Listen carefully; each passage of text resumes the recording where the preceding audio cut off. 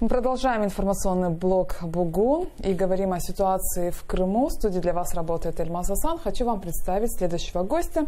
Это общественный деятель Сейдбекир Сулейманов. Селям алейкум. Алейкум селям. Хош келдинас. И, конечно же, мы начнем с темы выборов в Крыму. В скором времени планируется проведение выборов. И также вчера нашу родину посетил президент Российской Федерации. Ваши отношения?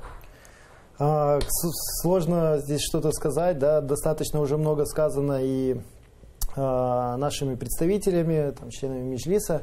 Я лишь все с большим вниманием сейчас слежу за тем, что делает президент соседней страны, да, для того, чтобы понимать вообще, куда мы движемся и как-то оценивать ситуацию, насколько сегодня реально вернуть Крым, да, и когда это может произойти. После его посланий Федеральному собранию, в котором он рассказывал про новинки их военных технологий, про их сейчас конфликт с Великобританией, после этого всего поездка в Крым еще в очередной раз доказывает, да, что он навязывает на сегодняшний день свою политику всему остальному миру, и в какой-то степени ему это удается. Как долго это будет продолжаться, точно никто не скажет. Да? Но это с уверенностью можно сказать, что это имеет какой-то конец. Вечно такого быть не может. Для истории те 20 лет его президентства – это как капля в море. Да? Перед этим у нас было там, сотни лет Крымское ханство, мы чувствовали себя в безопасности и развивались. Да? На сегодняшний день, вот последние 20 лет он у руля Российской Федерации, и вот то, что он делает, я говорю, что это не говорит о том, что это будет еще долго или какой-то продолжительный период, это так же быстро все и закончится, как и началось.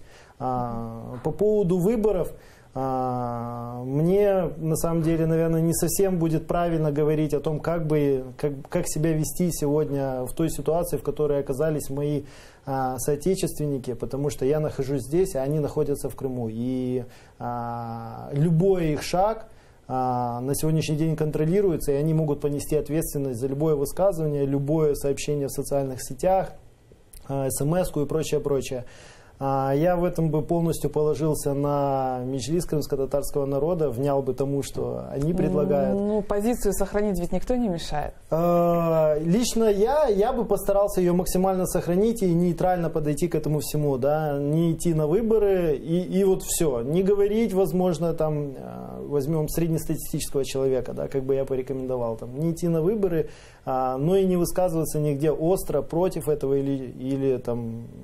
Имеется в виду там, не делать одиночные пикеты и прочее, прочее. Это было бы здорово, да, но я не могу сегодня агитировать людей к этому. Каждый сам знает, насколько он готов каким-либо образом сопротивляться тому, что сегодня происходит. Так как четкого плана сегодня мы с материка предоставить не можем, то и какую-то ответственность повышенную налагать на людей, которые там сегодня есть, если я не вижу четких последующих шагов. Да, ну хорошо, сегодня пикет, можно постоянно сопротивляться любому происходящему там в Крыму, да, но люди должны понимать, что это идет конкретно к чему-то ведет. А сегодня это вот ведет к чему-то непонятному. Да? Мы надеемся, что к освобождению, но это не является частью какой-то единой стратегии. Это просто отдельные действия ответственных, смелых людей, действительно, которые ценят себя, свой народ и свою родину. Да, но это, кстати, очень важно. Наши зрители могут присоединяться к нашей беседе. Для Крыма у нас работает Viber, но также могут звонить жители Украины. Сейдбекир, ваши родители участвовали в крымско-татарском национальном движении. Ты наверняка помнишь, как это было? Это было со всей отдачей. Я еще начало 90-х я, конечно же, не могу вспомнить, да, это времена моего самого глубокого детства. Я не помню большинство, что происходило, но я помню, что родители отдавали этому всему все свое время. Бабам, он занимался непосредственно этими делами. Она прикрывала тыл с дома, да, очаг. Ну и тоже, кстати, очень активно участвовала и через палатки, через все это она тоже прошла. Я сегодня детально не готов, наверное, сказать, да, что в конкретный промежуток времени они делали. Я знаю, что они просто, кроме этого, ничем другим не занимались. И я четко понимаю, что их вклад в то, что крымские татары живут на своей родине, то, что они получили участки, да, кто-то там получил, кто-то нет, их быт, обустройство и то, как это было, да, в 90-х, 2000-х до 2014 года, их вклад существенный. Угу. А вот вам не кажется, что наша крымско-татарская молодежь, мы сейчас с предыдущим гостем обсуждали эту тему, когда анализируешь наше национальное движение, люди были более инициативными, молодежь была более инициативная, объявляла голодовки. Сейчас нету таких позывов. Мне кажется, настолько сложно сейчас сравнивать эти времена. Вот мы не зря задаемся постоянно этим вопросом. И я себя спрашиваю, да, в чем дело? Почему мы не выходим, там не пикетируем вечно? Только. Методы борьбы могут быть разные. Да. Ну, почему мы активно не проявляемся, да, на сегодняшний день? И я прихожу к такому выводу, что, наверное, это не проблема конкретно в людях. Вот что-то поменялось, да, надо понимать, что, мне кажется, как одно из, что может на это влиять, в те времена, как в молодости наших родителей, да, это был Советский Союз, это был в большей степени Узбекистан, на тот момент это конкретно их поколение двигало все, да, если от наших дедушек и бабушек можно было услышать, что мы не увидим, да успокойтесь, там, не от всех, но были такие, мы не увидим Крыма, как там, ты не можешь там свой локоть, да, увидеть. То дети им говорили, что люди, которые никогда не были в Крыму и не видели его, были очень стремились туда и были уверены, что туда попадут. Да, вот эта уверенность была. Это удивительно на самом деле. Я считаю, что это в пример всему миру и тому, как надо бороться за свои права. Тогда не было лидеров, да, тогда не было, были отдельно взятые, но такого целостного механизма не существовало. Были отдельные люди, которые готовы были включиться в движение. Возможно, на тот момент это было... Я не соглашусь, как не было целостного механизма. Как раз таки была стратегия.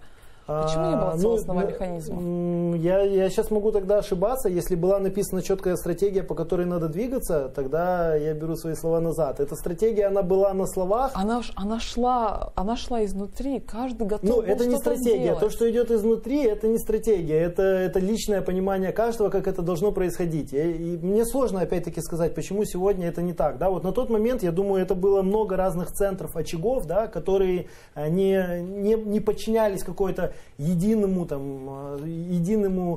органу, не было полной структуры, да, она проявлялась, но такого четкого формирования не было. На сегодняшний день... Нам нужно сказать, вы должны делать вот так. Нет. Вот как раз на тот момент, если я не ошибаюсь, такого четкого, что нужно делать, не было. Каждый делал по мере того, как он это видел, понимал, и это воспринималось другими, и каждый находил свое место в этом общем национальном движении. На сегодняшний день мы уже сильно продвинулись. Все 90-е и 2000-е мы строили свою структуру. Это национальный орган крымских татар, Меджлис. Да? То есть мы учились себя підпорядковуватись, да, какой-то конкретной структуре, мнению конкретных людей, которых мы избрали.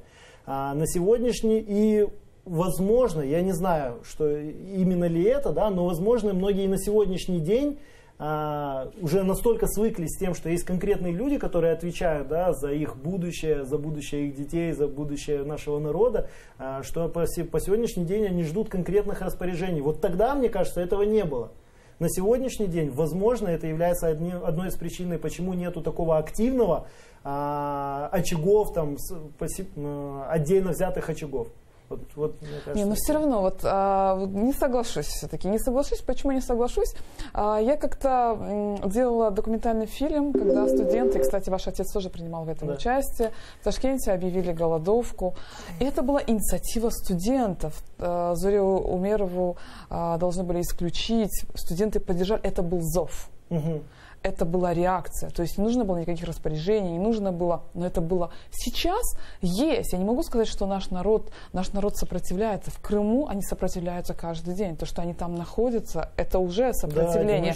Да, но нету такого, знаешь, вот какого-то такого вот, чтобы мы все объединились и начали что-то вместе делать. Давай обсудим ситуацию на материке. Насколько активна крымско-татарская молодежь на материке и чем она вообще занимается?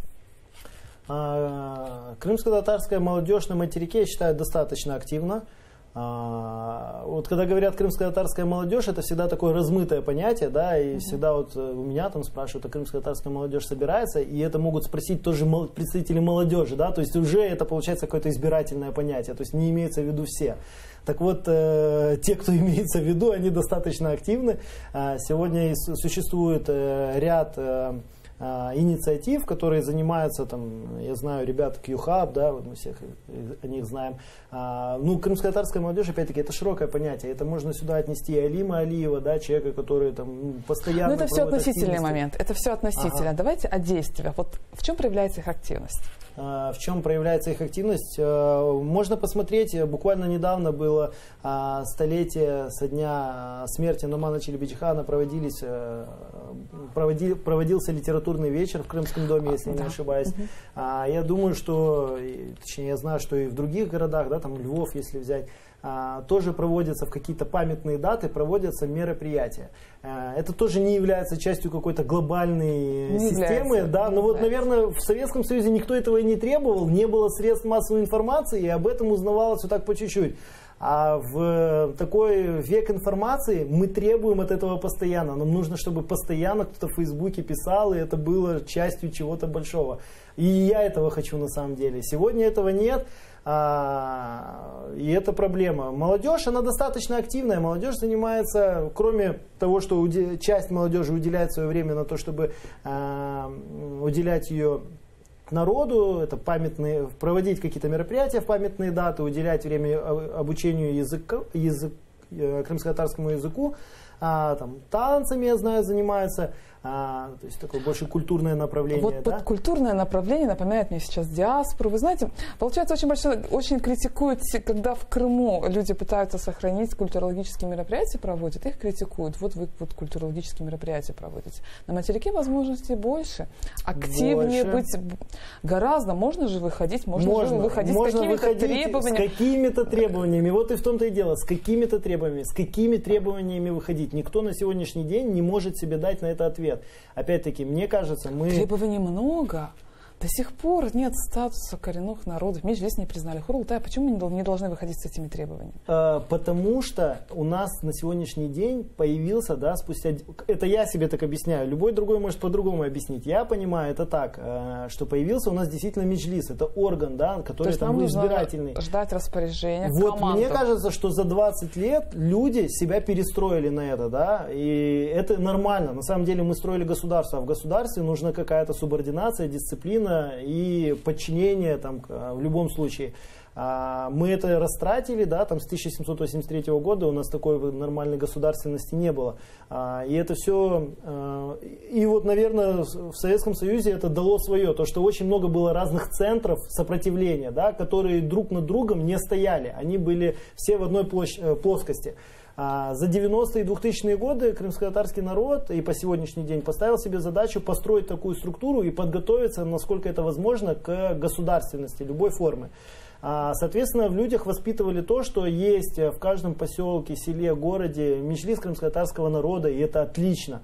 И это люди, которые тратят свое время на то, чтобы заниматься вопросами народа. То есть вы можете, это дало людям понимание, что я могу себя сложить. Раньше я чувствовал свою непосредственную ответственность, да? А со временем я почувствовал, что я могу себя сложить, как и в любой другой стране, эти обязанности власти, которыми занимается государство, да, чиновники. Это выбивать там земли, выбивать там какие-то наши законные требования. Да? Соответственно, и тут нас поймали врасплох. В тот момент, когда нам опять понадобилось вот такое вот горизонтальное подчинение, да, то есть никто никому и все всем. У нас и этот орган выдавили из Крыма. Вот мы сегодня с этим и сталкиваемся. И по сегодняшний день молодежь, опять-таки, вы спросите у любого, но это не только мой ответ будет, вот просто ради интереса. Они действительно читают, слушают то, о чем говорят наши лидеры. пытаются найти там что-то для себя, да, ведь важно для того, чтобы чем-то начать заниматься, важно увидеть себя в этой всей структуре, да, свое место. Если я не вижу своего места, то мне тяжело туда зайти и попасть, да, вот если я не журналист, то мне тяжело прийти в АТР, условно, да, и устроиться на работу, но я просто не вижу, да, возможно, у вас есть вакансия, и вы были бы рады, ну, я сейчас утрирую не про себя, а про кого-то, да, и вы были бы рады, если бы пришел тот или иной человек, но он не приходит, потому что он знает, что он не журналист и даже не пытается там развить в себе какие-то эти способности, допустим. Да? Вот здесь такая же ситуация может на сегодняшний день развиваться. Что если людям предоставить четкий план и стратегию, крымские татары это не тот народ, который действительно надо ходить и зазывать, чтобы что-то делали. Если они чувствуют, что они полезны, и от их действия что-то меняется, и это важно, они сами придут и делают. Люди сегодня чем в Крыму занимаются? Строят мечети маленькие, да, каким-то образом собираются и ведут деятельность, то есть они находят себе занятия. Другое дело, что мы все хотим, чтобы это было в рамках какой-то стратегии, которой нет, а это очень важно. И мы ждем. А каждый день теряем Крым, когда ждем. Очень, кстати, согласен, это очень плохо. Это очень плохо. И говорим о национальной автономии. Что нужно сделать все-таки для того, чтобы получить крымско-татарскую национально-территориальную автономию? Если кто-то когда-то поинтересуется лично моим мнением, и это мнение действительно будет услышано и принесет плоды, то я для себя в голове каким-то образом там это вырисовал. Кто-то может сказать, что это все мечты. Но на самом деле не я один сегодня об этом говорю, и есть люди, в том числе и в Меджлисе, и около Меджлиса, назовем это так, которые об этом сегодня заявляют. Но окончательное решение принимается за лидерами. Да? И на сегодняшний день оно не принято или принято в такой форме, что многие не могут понять, или та форма, которая, возможно, не самая быстрая и приведет к ожидаемым результатам. Да? Возможно, это из-за того, что они являются частью государства, да? И им сложно, на них это не только какие-то полномочия, но и обязательства перед другими. Да? Возможно, это сковывает действие или что-то другое, я не знаю. Потому что в Советском Союзе никаких обязательств у нас, да, и скований не было. И людям, когда им говорили, что вам не видать Крыма, никто не соглашался на какие-то полумеры. Не все шли до конца. А сейчас мы соглашаемся на какие-то сейчас полумеры. Мы соглашаемся, да, потому что мы в государственном плане продвинулись, да, мы обрели, мы считаем себя частью Украины, то есть мы уже вроде как согласились вот и я пошли сейчас во буду власть. Вас перебивать. Есть очень хороший вопрос из Крыма. Молодежь, ждущая распоряжения Меджлиса, где все-таки максимализм? Молодежь должна нарабатывать практики управления государством, включаться в управленческие бизнес-проекты материковой Украины. Я вам скажу, что так это и происходит на сегодняшний день. Другое дело, что мы не можем получить за столь короткий промежуток времени, а это очень короткий промежуток времени, и мы были не готовы, да. Вы посмотрите, какое количество крымских татар было в Киеве до 2014 года. Единицы, да, а это место, где задавалась политика, да, если не считать там Москву, то в Киеве все-таки она тоже каким-то образом решалась. И нас здесь рядом не находилось ни предпринимателей, ничего. Мы все свои силы сконцентрировали в Крыму. И когда нас одним разом всех накрыли, да, и предприниматели наши остались в Крыму, которые сегодня всецело зависят от решения местных властей, и наша продвинутая молодежь, к сожалению, там осталась, ну, к счастью, к сожалению, я не могу сейчас это однозначно говорить. В общем, и выехало на самом деле не такое уж и большое количество лашкур, да, поэтому это происходит, но происходит очень маленькими шажками. Примеры, давайте на примерах. Тогда еще раз давайте вопрос. Еще раз прочитаем вопрос. Давайте еще раз читаем вопрос. Да. Молодежь, ждущая распоряжения Меджлиса. Где все-таки максимализм? Максимализм. Я тоже хочу спросить, где все-таки максимализм? Я вас спрашиваю, где максимализм? Ну, со своей стороны, да, я с человеком, которым на сегодняшний день веду собственное дело, мы для себя построили какой-то план, и мы считаем, что без развития нашей внутренней экономики, что такое внутренняя экономика? Это без увеличения количества предпринимателей и вообще объема денег в нашем народе. Да? Ничего невозможно. Но это наше личное мнение, и мы пошли, и мы там, не стали никого призывать к тому, чтобы кто-то это занялся, да, а занялись этим сами. К чему это приведет, увидим. Мы уверены и делаем все для того, чтобы это привело к ожидаемым результатам, и в нужный момент мы станем поддержкой.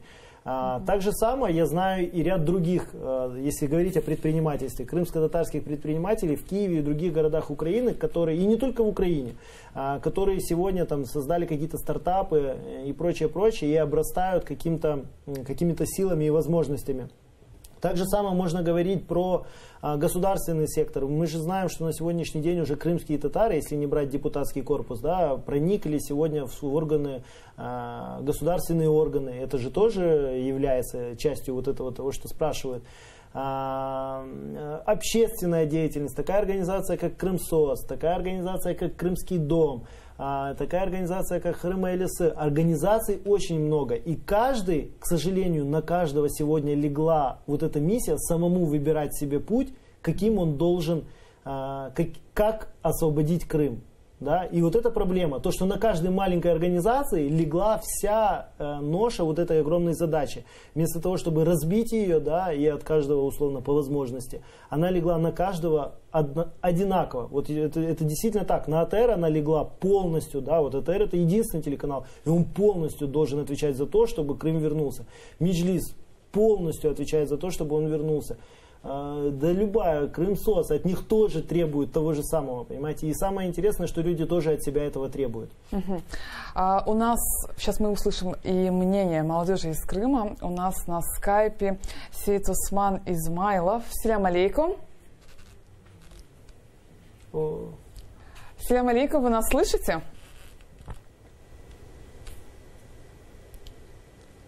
Слышите вы нас? Селям алейкум. Селям алейкум. Слышите, да? Сейчас вы слышали нашу беседу. Я буду задавать вопрос и вам, Сейт Осман, и вам, Сейт Бекир. Спросим у Сейт Османа, в это сложное время, как мы можем себя защитить и сохранить в Крыму? Осветительные приборы. Сперва мы должны понимать, что все сложные времена рано или поздно заканчиваются, и мы не должны забывать, кто мы такие, каким мы путем попали на нашу родину. Мы должны безопасным, мирным путем бороться за свою идентичность и не поддаваться ассимиляции. Я считаю, что это минимум, который мы должны делать. А что значит для крымских татар сохранять твердые принципы? Еще раз, пожалуйста. Что значит для крымских татар сегодня сохранять принципы? Твердые принципы – это, конечно, дело каждого, но и дело всего народа в общем. Начиная от не поддаваться под межнациональные браки, учить свой родной язык, опять же, помнить, кто мы такие. Ну и не поддаваться влиянию, в котором мы сейчас находимся. Да, не поддаваться влиянию той российской власти, которая на нас оказывает влияние. А сейчас я задам вопрос и вам, Сейт Осман, и вам, Сейт Бекир. Существует в Крыму это есть сейчас такая тенденция вот крымоцентризм, Крым и все. Что бы ни случилось, в каком статусе Крым бы не был, мы должны жить в Крыму. Ваше мнение? Мы находимся в сложной ситуации. Давайте вот сейчас проанализируем. Давайте с вас, Сейт Бекир, потом с вас. Хорошо, я уже высказывался на своей странице в Фейсбуке об этом, да, что я не совсем согласен с этой идеологией, и я в ней начал даже замечать бомбу замедленного действия. Там со мной очень многие спорили по этому поводу, кто-то действительно что-то писал интересное на эту тему. Я считаю, что не может быть крымоцентризма касательно всех. Да? Это неправильная стратегия, и мы так развивались до 2014 года. Мы сегодня полностью, мы не знали даже об этой стратегии, да? Просто каждый жил в Крыму и никуда не выезжал. Или финансов не хватало, или боязнь какая-то была, зачастую боязнь. лучше жить рядом там, с родителями условно. И что мы получили? Мы получили то, что в мире о нас очень мало кто знал, да? Потому что публичная дипломатия, то, на чем сегодня сконцентрированы многие наши соотечественники здесь, на материковой Украине, и диаспора наша, это очень важная штука, и она передается посредством самих людей. Да? Чем крупнее и мощнее наша диаспора, тем сильнее сам народ. Благодаря нашей турецкой диаспоре мы очень многого добивались и добиваемся на сегодняшний день. Да? Если такая диаспора появится в Соединенных Штатах, крупная, сильная, то это будет только плюс. Где бы ни был крымский татарин, если у него есть вот эта твердость принципов, о которых вы сказали, их надо просто перечислить и задекларировать, да, этот минимум, потому что там кто-то может еще добавить в них 10 пунктов, возможно, они для каждого не обязательны. Но какой-то минимум, да, помнить, что 18 мая, помнить 1783 год, условно помнить свой язык, помнить, что желательно не растворяться и прочее. Этих вещей достаточно для того, чтобы крымский татарин в любом уголке, в любой стране мира был полезен своему отечеству. И на сегодняшний день мы здесь, в Украине, очень полезны, потому что если мы все сконцентрируемся в Крыму, нам очень сложно будет доносить, а мы же сегодня видим, под каким колпаком находится полуостров, да, информационным, что ничего оттуда не убивается, все туда делегации, которые ездят, они приезжают довольными, все там хорошо, и лишь мы отсюда можем действительно путем нашей общениями вот, с Сиит-Османом или со своими родственниками или с друзьями в Крыму можем передавать то, что там на самом деле происходит. И вот то, что сегодня говорится, Хырымда-Яша, да, и этим молодежь зачастую, мне кажется, объясняет себе и успокаивает себя, зачем ей не выезжать, не выходить из зоны комфорта, да, скажем, и оставаться в Крыму. Вот мне кажется, это проблема. Нужно выезжать, потому что лично я считаю, что даже сама система образования в Крыму не идеальная. Да? Мы же четко понимаем, что есть, допустим, те же вузы в Киеве, они сильнее, а вузы в Лондоне еще сильнее, а в Штатах, может, еще лучше. Так давайте ехать учиться туда. И не надо бояться, что если человек куда-то уедет, он там останется. Нам надо суметь его воспитать до того периода таким образом, что если он там останется, то он будет приносить нам столько пользы, сколько он бы не принес нам в Крыму, находясь там, просто ничего не делая. Да? А если, там, иншаллах, крымский татарин станет сенатором или конгрессменом Соединенных Штатов Америки, да я просто буду настолько горд и рад, и когда там он будет постоянно его имя высвечиваться на этих мониторах по всей стране, когда он говорит с какой-то трибуны, это все, это знак, о нас знают. Когда тренер олимпийского чемпиона там выиграл что-то, да об этом все говорят, это очередной акцент на нас. Когда Джамала там победила на Евровидении, это очень много мелких очагов, которые приводят к огромному информационному потоку, который играет в нашу пользу. Поэтому я, конечно же, не согласен с этой историей и призываю всех по возможности выезжать, получать основы демократии, да, где-то за пределами того государства. Но не забывать, что мы крымские татары, как вы сказали. Не забывать, да, это наша задача. Это как куча стартапов, да, это как инвестиционный проект. Надо не бояться и очень много людей в разные места рассылать. Да, возможно, 100 из 101 человека пропадут, но тот один даст нам столько, что вся эта сотня будет перекрыта, и мы будем спокойны. Сиит-Осман, ваше мнение на тему Крыма, центризма, Хырымда-Яша? Я поддерживаю мнение Сиит-Бекира, опять же, смотря с какой целью человек выезжает. Если это просто какие-то развлечения без мысли возвращения, то, опять же, я, наверное, скорее всего, против. В тех условиях, которые сложились сегодня в Крыму, развитие нации нашей немножко тормозится. И выезд за пределы Крыма это как большой шаг к развитию. Для того, чтобы человек с этими знаниями, с этим опытом, возможностями вернулся в Крым, либо же извне Крыма помогал своим соотечественникам. Сиит-Осман, расскажите общее настроение молодежи в Крыму.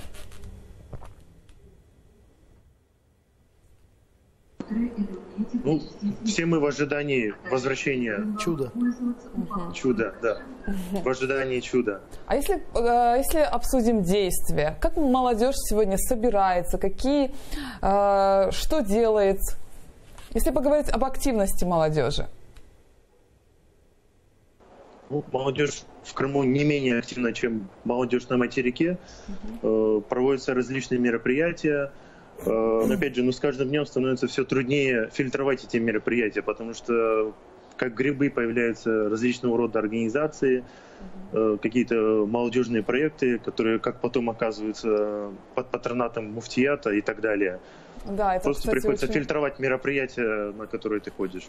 Есть очень хороший вопрос от нашего зрителя. Сейчас его озвучу и послушаем ваше мнение. Храндай Аша будет существовать до тех пор, пока не будет сформулирован тезис альтернативы. 100%. Очень классно. Нет внятных посылов и в Крыму, и на материке. Молодежные проекты дальше культурных проектов не продвигаются. Одним словом, почему мы должны жить не в Крыму? Очень крутой вопрос. Я прям доволен. Он как раз в тему того, что я говорил. Отсутствие какой-то стратегии, да, сегодня позволяет нашим врагам, а порой нам самим, да, людям, которые, может, не до конца в этом разбираются и прочим, задавать какие-то новые тенденции, которые нас просто уничтожают. Нам навязывает сегодня стратегию в Крыму, да, Российская Федерация, она там формирует своих крымских татар, угодных ей, да, которые и в правительстве представлены, и в Госдуме, и муфтият свой, и все. И там стратегия, кстати, существует, и она очень понятная, внятная, живем с Россией, и только здесь у нас будет какое-то благо, и все, что мы хотели, мы здесь получим. Вот. А люди, я думаю, что это все-таки наперекор этому, да, вот выработали эту стратегию, что несмотря ни на что, вот хотя бы это нас должно объединять. Я считаю, что элементарный тезис, которого надо придерживаться, это все-таки оставайся крымским татарином, да, ну он такой очень простой, но в то же время очень объемлющий.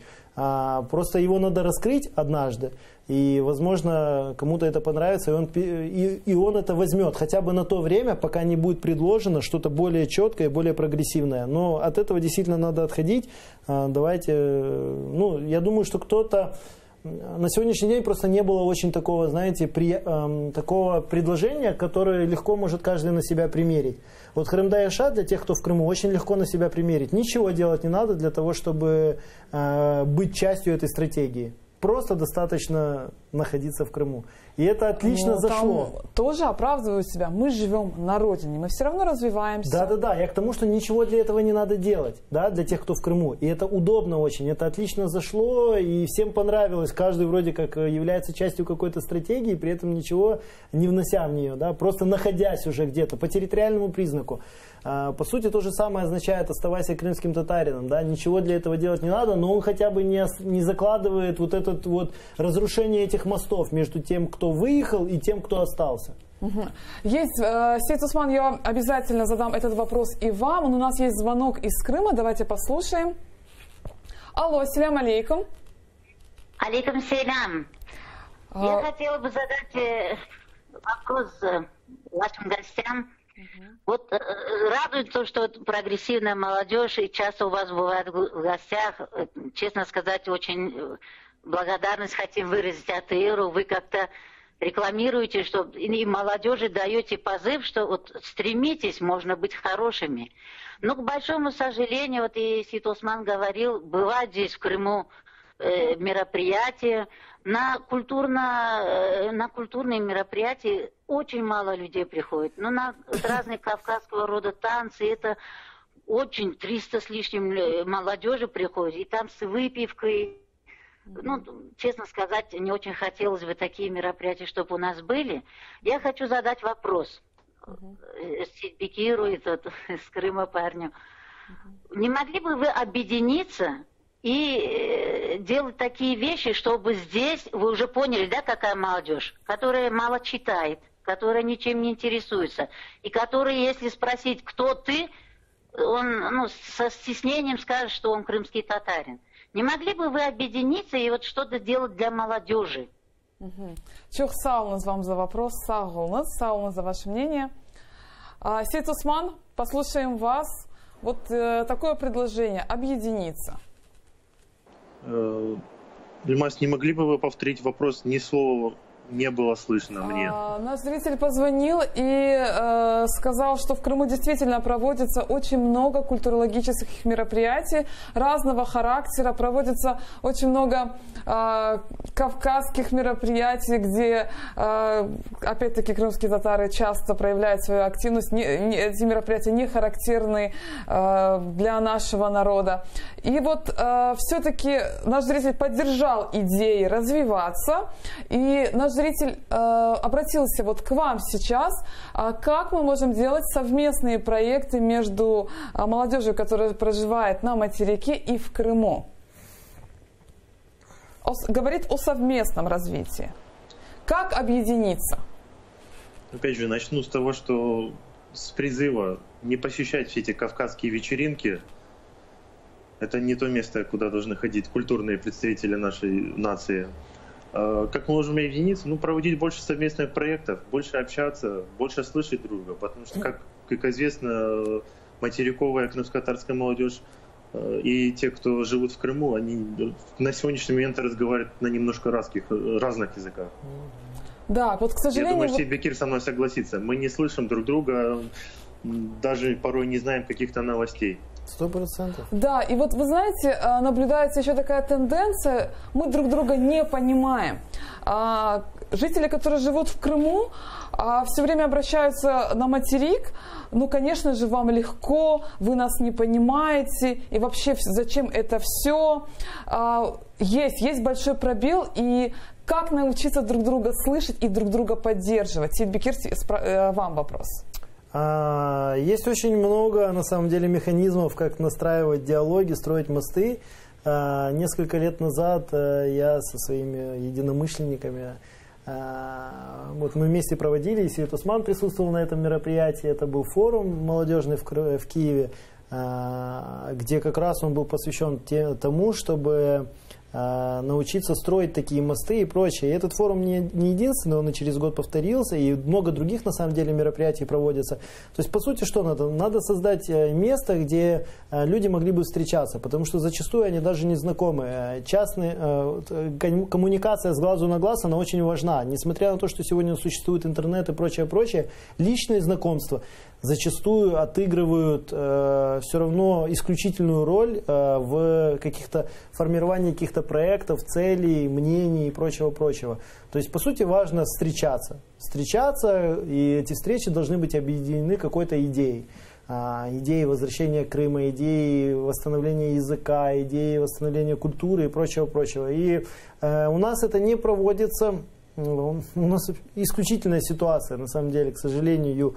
У нас нету где-то на сегодняшний день нашего государства, да, как это иногда случается, если оккупируется часть, то все равно есть часть территории, где представлено это государство, и оно тратит какие-то финансы, это государственные структуры, которые этим занимаются. То есть эта работа ведется стабильно, и у нее есть какой-то ресурс. У нас ресурса никаких четких структур на сегодняшний день не существует. Поэтому от этого огромная проблема. Да? Кто-то говорил о том, что нужно создать правительство в изгнании, в том числе мой отец на этом настаивает и ряд других людей, и я полностью с этим согласен. Этот прообраз того Крыма, в котором мы бы хотели жить, можно уже сегодня создавать. И если действительно ждать от этого, если ждать, пока нам это разрешит сделать местная украинская власть на сегодняшний день, мы никогда этого не дождемся. И в Советском Союзе, в Узбекистане никто не ждал, пока выпустят... к сожалению, мы ждем. Вот я с этим пока согласна. не выпустят указ, что все могут вернуться. Все возвращались, и всем плевать было на то. Они спровоцировали то, что этот указ уже был издан. Да? Не благодаря, а вопреки. И на сегодняшний день, я уверен, такая же стратегия сработает. Но мы сегодня пошли немного другим путем. Не говорит о том, что это путь проигрышный. Да? Покажет, время покажет. Я сегодня не вижу каких-то существенных плодов. То, что сегодня есть сдвиги, эти сдвиги во многом благодаря личностям, в том числе и лидерам нашего народа, да, но и многим личностям, которые сегодня на разных площадках представляют наш народ. И вот это единственный существенный сдвиг, это информационный. О том, что я сегодня уже не объясняю час, кто такие крымские татары и откуда я приехал. Это существенно, и это мы сделали за какие-то год-два. Да, то, и это важно, и это очень важно. И это нам должно дать толчок к тому, чтобы сегодня создавать этот свой прообраз государства там, где мы выберем это место, там, и таким образом, каким мы его себе видим. И наша информационная популярность на сегодняшний день, мне кажется, это выступит какой-то гарантией безопасности. У нас осталась минута до эфира.